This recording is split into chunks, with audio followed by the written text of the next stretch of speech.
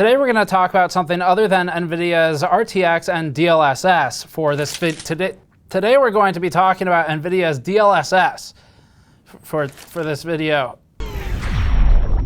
So then we're back with more Cyberpunk 2077 testing, this time with focus on DLSS, and we're looking at it qualitatively now. So we did some quantitative benchmarks previously in our initial GPU benchmark run. It's kind of a top-level overview showing the basic settings, but now we want to look at what does it do for image quality. In the past with DLSS, we've seen it actually be really good, like in Control, for example, with DLSS 2.0, but we've also seen it be absolutely terrible and experience ruining, like in Battlefield 5 or whatever the Battlefield game was where they introduced it. And then it's also had issues in Final Fantasy in the past. So we are looking out for some key issues, things like how does it interact with thin lines, fences, wires, things like that. Does it introduce flickering? Does it introduce behaviors which are more noticeable than the resolution, the apparent resolution gain you get?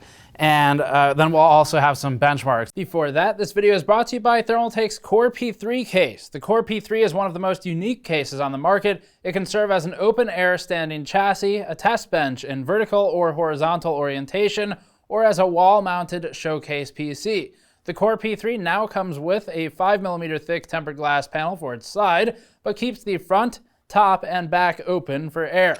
You can learn more at the link in the description below. In our initial benchmarks, the RTX 2060 KO actually did pretty okay. So it was at 1080p Ultra without ray tracing. It was in the realm of 60 FPS, and when you get into heavier combat, it does start to tank. You'd probably want to bring down the settings. But to start at 60 in sort of an average or an aggregate of the game's overall performance is a good starting place without ray tracing. Adding ray tracing makes it more or less impossible to run depending on what the rest of your settings are, and that's where DLSS comes into play. Unfortunately, where DLSS is really needed would be the 10 series and older to make the game more playable on that hardware. But because DLSS now, with its modern iteration, actually leverages the tensor cores, it's at a point where you're not going to be able to run it on that older stuff. And of course, NVIDIA wouldn't want you to keep those devices alive anyway, even if it could work on them. So we are limited to the RTX series. It's an RTX exclusive feature. And for those who aren't up to date on DLSS 2.0, the last content you saw might have been a couple years ago on it. The major change is that they've eliminated the need to manually train on a game-by-game basis, and that's good. And it lowers the likelihood that NVIDIA will just give up on it and abandon it like they've done with a lot of their other technologies. Now, unfortunately, NVIDIA has taken the gun that AMD uses to shoot itself in the feet, and it then shot its own feet with that feet shooting gun. And so we have to start this video by saying that this is something we were working on before NVIDIA was coercing and threatening reviewers to talk about ray tracing and DLSS in their content. We actually thought it was interesting, we pursued it, and then NVIDIA sent out an email to Hardware Unboxed, and they've since walked it back and taken it all back, which is good. But that email expressly stated that NVIDIA wanted Hardware Unboxed to change its editorial direction to talk more about ray tracing and features like DLSS. So thanks, NVIDIA. Now you make it look like everything we do related to your technologies is coerced. Great job, really good PR, A+, but we're going to talk about it anyway, and this is something we worked on before that all started happening. So, all right, we need to start off by examining the performance of the EVGA 2060 KO without DLSS, and then we'll move on to some visual comparisons to see what kind of sacrifices are made when you're trying to balance the frame rate and the graphics quality while using DLSS. The KO is a partner model. It's an EVGA model. It uses the second iteration, basically a 2080 GPU that's cut down into a 2060, but is otherwise a 2060. And it's also not a Founders Edition model, which is the one that NVIDIA holds over your head like a giant anvil waiting for you to say good things. So really a pity NVIDIA picked this week to screw up in its PR, because the results are actually pretty impressive here for the DLSS qualitative comparison. And a couple final notes before we get started. There is FidelityFX in this game, and that is, so it uses CAS, it's an AMD feature. It does image sharpening and upscaling. It's not the same thing as DLSS, and it doesn't claim to be, and it also doesn't try to solve the same problems as DLSS. You can think of it sort of as a resolution slider in a sense, and there's no normal render resolution slider in this game. You can change the resolution, but you can't change the render res via a slider. So FidelityFX would be what you could use to sort of help AMD performance along if you needed to get a feature that addresses the resolution and the horsepower required to draw it, but it's not where DLSS is, and it doesn't claim to be. So I wanted to point that out as well. Before we really get into the comparisons, we're gonna put some side-by-sides up now, or alternate between variations of DLSS on and DLSS off. And there's a few different DLSS on settings. So we'll be flashing through those now. We're not going to name which is which. So we'll put them side by side, and it'll just be a sample A and a sample B. We're not telling you which one uses which settings. And what we'd like you to do is look at them as we get into this piece and try and determine which one you think has DLSS and which one doesn't. This is intended to be a blind comparison, just sort of a bias check, but also to check what your expectations are going into it, and then you can sort of revisit these at the end. We'll label them in the conclusion. We used the Ultra preset for all the tests in this piece. This preset doesn't enable any RTX features by default, including DLSS, which we then manually enabled when desired. At 1080p Ultra with no DLSS, average frame rate was almost exactly the same as it was in our initial test, about 60 FPS. We retested because hotfix 1.04 shipped before we began testing for this piece, which included potential performance changes, but it didn't affect our test area. 1% and 0.1% lows were also within variance of the original test. We picked our test area because it gives us an average frame rate equivalent to what we observed during gameplay. But there are more and less intensive areas of the game as well. So 2060 still needs a performance boost to get it above 60 FPS at all times with these settings. Moving to 1080p with DLSS quality settings enabled raised the average frame rate to 83 FPS, a 39% uplift, and even the 1% lows climbed to 69 FPS. Using DLSS at lower resolutions generally looks worse than it does at higher resolutions, since there's less data for DLSS to work with to produce the new image. So we wouldn't recommend going further down than DLSS quality at 1080p. NVIDIA has confirmed that running DLSS quality with a target resolution of 4K upscales from a true render resolution of 1440p. If that ratio remains the same at 1080p, and we'll prove that it does later on, the true render resolution for DLSS quality is 720p. Running the game below 720p will look bad regardless of deep learning, although we have some comparison shots later on to show just how much work DLSS can actually do now. For now though, looking at 1080p screenshots with and without DLSS does reveal some instances where it makes thin objects like fence bars and barbed wire reappear that become lost without it. Given that conclusion, we only tested one further level of DLSS at 1080p, going down to balanced mode. This raised the FPS average up to 91, a further 11% increase over quality mode. There's still performance to be gained from DLSS at even lower levels, but it requires sacrificing fidelity. A more rewarding choice is to bump the target resolution up to 1440p, for example, still using the Ultra preset with DLSS quality enabled. This resulted in a 56.5 FPS average, approximately equal to the original 1080p Ultra test with no DLSS at all, and arguably it's visually superior in our new setting. Running at 4K with DLSS performance mode went down to 40 FPS, and the sweet spot for the 2060 KO seems to be 1440p Ultra with quality DLSS. Now let's discuss what DLSS actually looks like. For these comparison shots, we quickly realized we needed to disable post-processing, specifically film grain, chromatic aberration, depth of field, lens flare, motion blur, and other things that make you think that there might be something wrong with you when you see them. Because these effects actively interfere with what we're trying to show by blurring and distorting the screen, we picked 8 locations and captured each of them at 4K and 1080p with every level of DLSS, including no DLSS at all. DLSS is off to a good start in this first screenshot at 4K Ultra. The Little China Watson lettering on the street sign at the bottom left actually becomes clearer with increased DLSS, peaking at balanced, and then blurring more at the performance and ultra performance levels. DLSS is at its strongest in areas like this, where some degree of smudging via machine learning can construct a more readable final product than the more aliased native 4K image. Elsewhere, DLSS behaves more like we would expect. Textures on the stone walls lose definition, which is clear if you look closely at the roughness and the texture on the stone wall surface. Not to be confused with the roughness map necessarily, we're just talking about the texture detail and the apparent depth. The lower source resolution also becomes obvious on thin lines, like those on the yellow Zona sign that's hanging off the side of the building. You can see some additional jagged edges introduced at the borders for this one. At the same time, some thin, isolated objects, like the palm fronds in the background, initially look smoother and more solid with DLSS enabled, but they become more jagged as the source resolution drops. We also noticed this for the straight horizontal crossbars on the street lamp in the foreground, where it can go from smooth to jagged based on the DLSS settings. Now for the real reason we picked this screenshot though. We noticed several light sources throughout our testing: fluorescent lights in the Arasaka HQ, a sign in Tom's Diner, and the clock at the top of the skyscraper in this screenshot that didn't work with DLSS. We're assuming this is a bug that will eventually get patched, but for now, we can use it to confirm the original render resolution before DLSS upscaling. It's easiest to do this with the ultra performance screenshot. Since the resolution is 720p, every pixel from the source corresponds to a 3x3 square of pixels in the final image.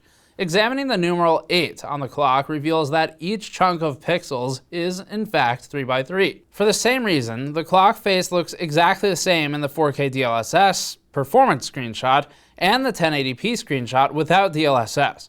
Moving to our 1080p DLSS ultra performance screenshot and using the same strategy reveals that each chunk of pixels is 6x6, implying a source resolution of 360p. This means that the DLSS quality settings upscale by the same ratio regardless of the target resolution, as intended. These settings come direct from NVIDIA, after all, and they've predefined the values that CD Projekt has not altered. Just like NVIDIA thinks it has predefined values for reviewers to follow. Of course, that's a different nightmare altogether and is equally buggy. Let's go back for a moment and zoom out. That 1080p ultra performance screenshot was created based on a 360p source image. It's certainly blurry, but it's extremely impressive for what it is. Too bad that NVIDIA's coercion and intimidation techniques will make people think that they threatened us to say that. NVIDIA's newly minted self-destruct button seems to be working nicely. We're not sure if AMD gave NVIDIA the gun that it used to shoot its own feet a couple of weeks ago, or if NVIDIA took it from AMD, but either way, it seems like the industry is working as it has for the last couple decades.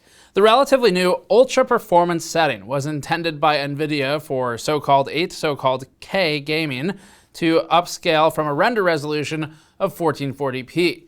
The fact that it can do this much reconstruction based on the extremely limited bits of a 360p image shows how far the technology has come since our original coverage of DLSS, where it looked like it was the equivalent of smearing Vaseline all over the camera lens. This is genuinely impressive, going from 360p to what it is here. The fact that we can make any detail out in this is good for DLSS. It's improved. The second shot includes some surfaces with subtle differentiation, like the lighter gray parts of the street, the sidewalk, the trunk of the palm tree in the background, and the surfaces of the garbage bins, which is where NVIDIA left its ethics.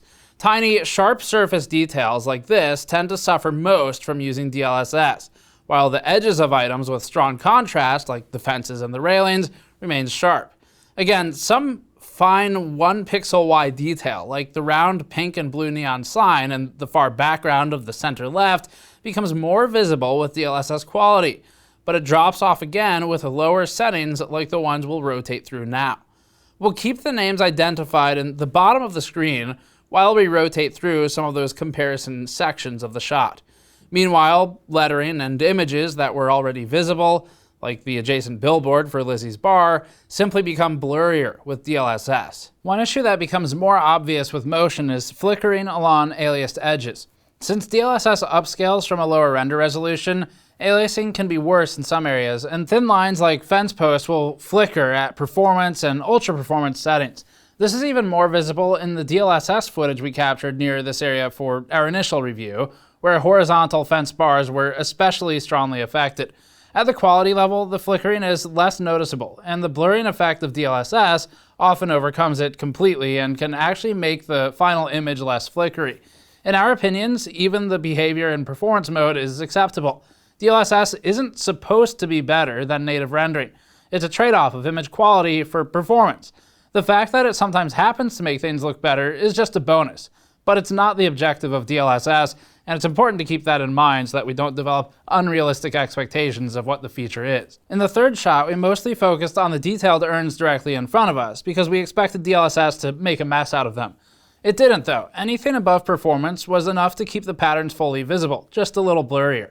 Sharp, heavily contrasted detail like this fares well, while the more subtle metallic texture on the bottom of the stall loses definition. We can again use a 1080p screenshot without DLSS to see what base image the 4K performance setting is working with. And then we can see that DLSS here has successfully improved the detail of the urns. DLSS may have smoothed out some aliased edges as well, like the ones on the sidewalk and on the letters of the Nagami market sign. But that's harder to analyze since we have no control over Cyberpunk's temporal anti-aliasing. We noticed the weak spots of TAA on moving objects like pedestrians or cars, as well as another odd behavior. As pedestrians obscure the urns and other objects in this scene, their ambient occlusion temporarily disappears, and then it fades back in over the next few frames. In addition, enabling DLSS causes ghosting, which becomes more severe as the level of upscaling increases. At ultra performance, several frames of ghostly after image follow fast-moving cars and pedestrians. Again, all capture for this piece was done with motion blur disabled, so that's not what's causing it. Next, we move to the Arasaka building, the setting for the start of the Corpo Rat path. The most obvious effect of DLSS here is that it breaks the lighting on the left side of the room in the same way as the clock we discussed earlier. But again, it seems to be an obvious bug. The downside that we don't expect a patch for is the loss of distant texture detail along the left wall and the floor.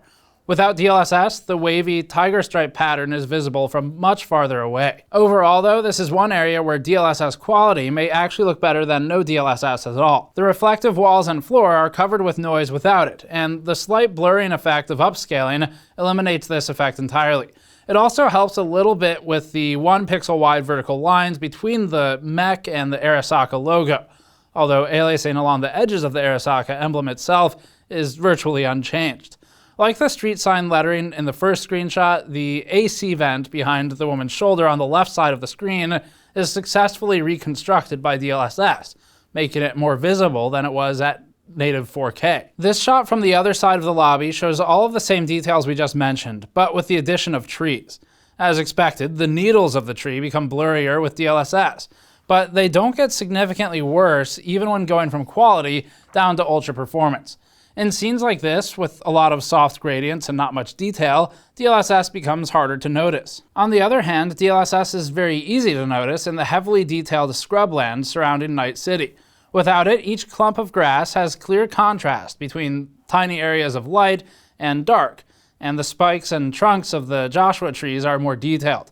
On the other hand, all of these trees and clumps of grass are animated, and without DLSS enabled, they flicker constantly, a problem that only reappears at the ultra performance level with DLSS on. Meanwhile, the boulder lines of the graffiti in the center of the frame are hardly affected at all. The points about the vegetation stand, with the addition of some cacti whose needles become less visible with DLSS, but the biggest casualty of DLSS in this shot is road detail, both on the asphalt and the surfaces of the rocks on top of it. Again, watching the scene in motion reveals a lot of flickering around the barbed wire and fence bars without DLSS, and none whatsoever with DLSS quality. If we had more control over the anti-aliasing options, things might be different, and we consider this as an unexpected bonus of enabling DLSS rather than the reason to turn it on in the first place. It's still rendering at a lower resolution after all. Our final shot is an unobstructed view of nothing but flickery or blurry grass.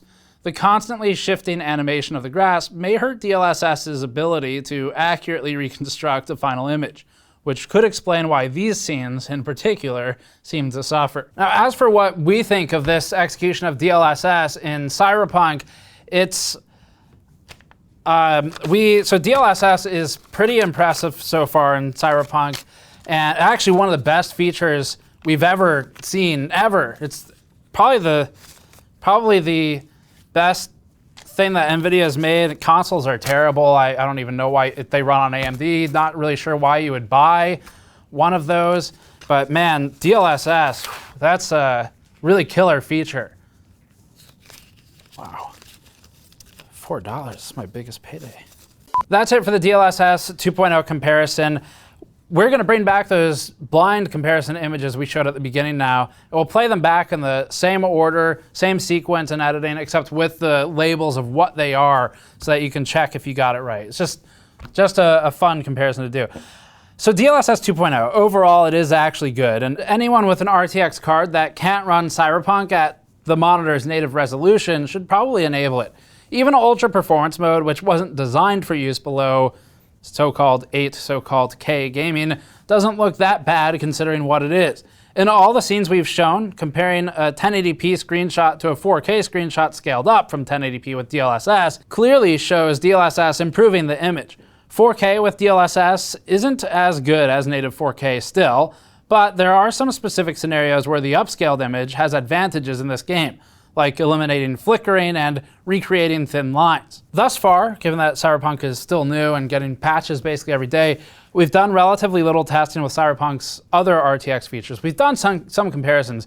In the GPU benchmarks, we've got the various RT detail levels switched between and benchmarked. But one of the things that we did really get into a bit more detail on in that initial benchmark was testing the performance scaling for RT and showing the 3080 dropping from 45 FPS, for example, at 4K Ultra settings, which is a bit overdoing it. You bring down to high and do better. But 4K Ultra came down to 24 FPS with 4K RT Ultra, adding in the ray tracing really nuked the performance, as you would expect. Maxing out settings at 4K will basically require DLSS with today's hardware, even on the most advanced NVIDIA GPUs currently on the market.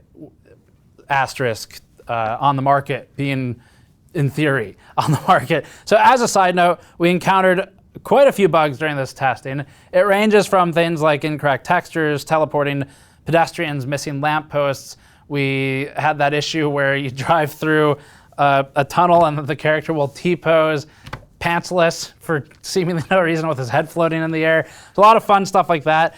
You might have spotted a couple of them in the video already. Our favorite so far, though, was when all the palm trees in the city turned into liquid. That was a pretty good one. Suffice to say, though, we expect some significant patches down the line, hence mentioning all of this. So things could change, and they likely will. Performance will be revisited as time goes on and as CDPR continues to patch its game, and we'll be keeping an eye on performance as those patches roll out. We're probably not going to test every single one of them just because they're likely to be multiple in rapid succession, and if one comes out, we start testing, then another one comes out in the middle of testing, it invalidates a whole bunch of data. So we'll keep an eye out, and as soon as it makes sense to revisit with additional benchmarks, we will do so. But for now, the DLSS qualitative analysis is done and will mostly remain unchanged other than a few bugs that we found in here probably. And overall, it seems like a feature that you can enable if you're having performance issues and you have an RTX card without too much quality loss in most instances. So that's it for this one. Thanks for watching it. You can subscribe for more as always, or go to store.gamersnexus.net or patreon.com/gamersnexus to support us directly and allow us to continue our independence from companies like NVIDIA that decide to act evil and make it look like you're being threatened to cover their product. Really unfortunate timing. Thanks, NVIDIA. We'll see you all next time.